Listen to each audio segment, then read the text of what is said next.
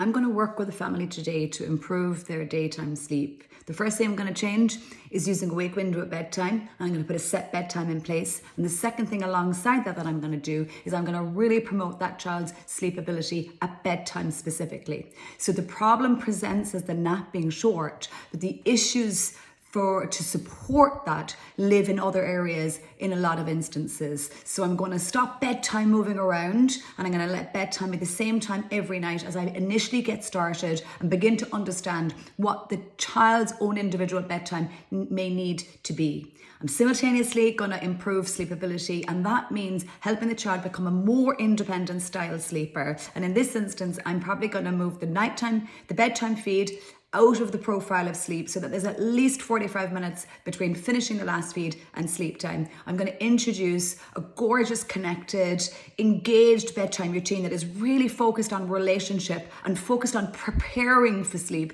instead of inducing sleep. And that way I'm going to begin to stimulate that child's highest sleep ability, which is a strong predictor for being able to stay asleep in the overnight period, but more importantly, in this instance, for being able to stay asleep longer during the daytime. Once I begin to initiate these adjustments and changes, and if there is any struggle on that child's part, I'll introduce my stay and support approach. But I'll also then begin to make adjustments and changes during the day. Those changes often are to do with daytime feeding and how the feeding is offered, when it is offered, the style of food that is offered alongside the milk that is being provided. I am also going to look at the daytime sleep timing. I probably will use a wake window, but I will use a bigger wake window than the parents are currently using in some areas and a smaller wake window in other areas. And again, I'm going to create what I describe as being a feeding and sleeping balance to the day.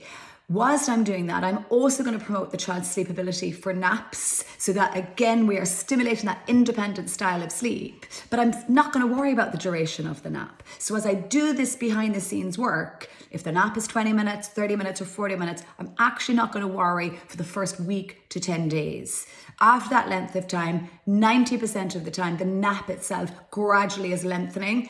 And if it isn't, then I can begin to do other work on the nap itself. Simultaneous to that, after about 2 weeks, I begin to move away from a wake window so that I begin to focus on more of a time on the clock. I hope that makes a lot of sense to you. And if you're thinking about making changes, go for it.